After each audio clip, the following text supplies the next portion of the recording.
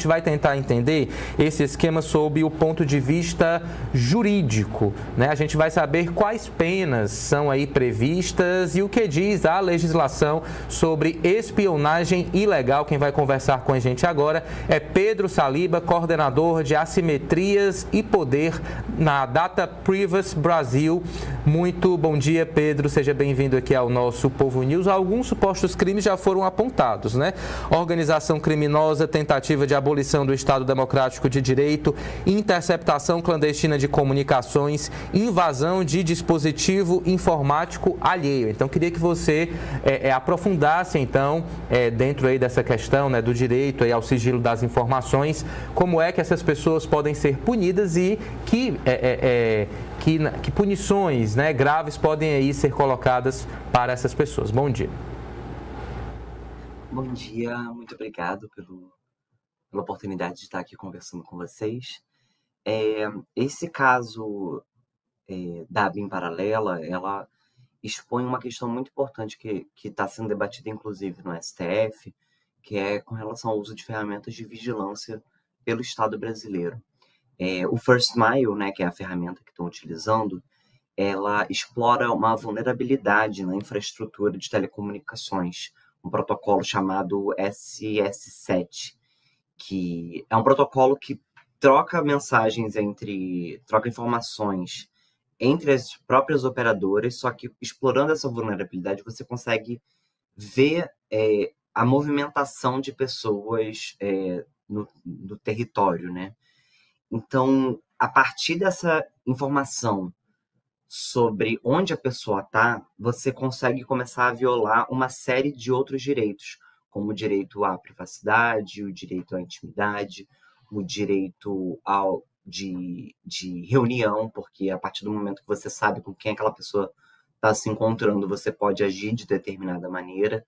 Então, isso traz para o debate público uma questão super importante, que é qual é o limite do que o poder público, né, do que o Estado brasileiro pode saber a respeito das pessoas através de dispositivos informáticos, através de ferramentas de vigilância. Esses spywares, né, que a gente chama, são os softwares espiões, os programas espiões, eles entram em dispositivos das pessoas, né, que nem o Demore estava falando, que ele tinha uma suspeita, mas não tem muito como você saber que você está sendo espionado ou espionada. Essas ferramentas, esses programas, eles entram nos celulares, eles entram nos computadores de forma, muitas vezes, remota, sem que a pessoa saiba, e aí, dependendo do programa, ele consegue explorar diversas vulnerabilidades. Nesse caso, foi justamente a questão da localização, mas você vê que só pela localização você consegue saber muito sobre a vida de uma pessoa, né? Você consegue saber com quem ela está se encontrando, você consegue saber para onde ela está indo. Pedro, eu queria que você então aprofundasse, né? Esse software foi comprado em Israel, né? Como é que ele funcionava exatamente, né? Enfim, essa compra, ela é legal? Em que situações esse software realmente ele pode ser usado, né? Porque a ABIN trabalha com inteligência, mas o uso político, né, para espionar adversários não pode ser admitido, né? Dá para usar em outras questões, né? Combate aí ao narcotráfico, combate também ao terrorismo, mas não para monitorar, né, de forma ilegal adversários políticos. Então, a questão é que não existe uma legislação específica no Brasil que trate sobre isso. E é justamente isso que o STF está discutindo na ADPF 1143. A gente já tem um anteprojeto de lei que versa sobre o tema, que a gente chama de LGPD penal, mas ele não está correndo no Congresso. E aí, diante desse vácuo legislativo, o que a gente está vendo é uma disseminação desse tipo de ferramenta, não só pela BIM, mas por diversos órgãos de segurança pública no Brasil, não só de inteligência, então também de segurança pública.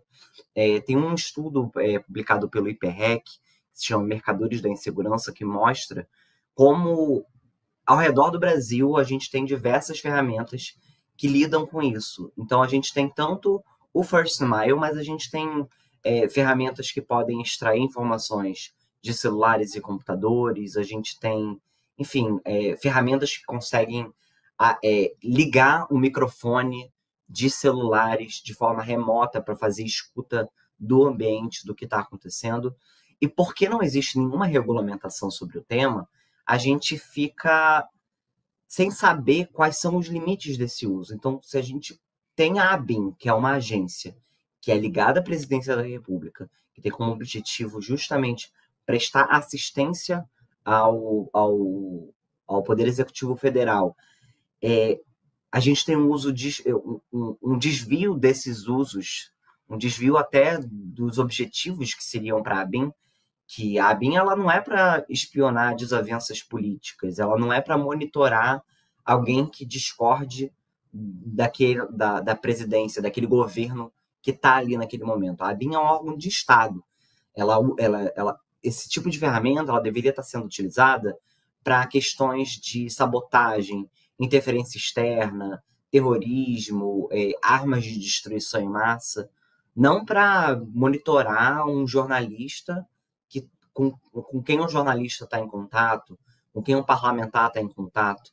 Então, não tem, apesar desse esforço das secretarias de segurança e dos órgãos de inteligência de falarem que existem usos lícitos, a verdade é que a gente não tem uma legislação que regulamenta isso. O STF vai justamente discutir isso, e o único órgão que seria utilizado para fazer um mínimo controle disso, que é a Comissão Mista de Controle das Atividades de Inteligência do Congresso Nacional, ela não se reúne. Inclusive o Ramagem, que está sendo investigado por esse tipo de desvio do uso dessas ferramentas, ele era o presidente dessa comissão.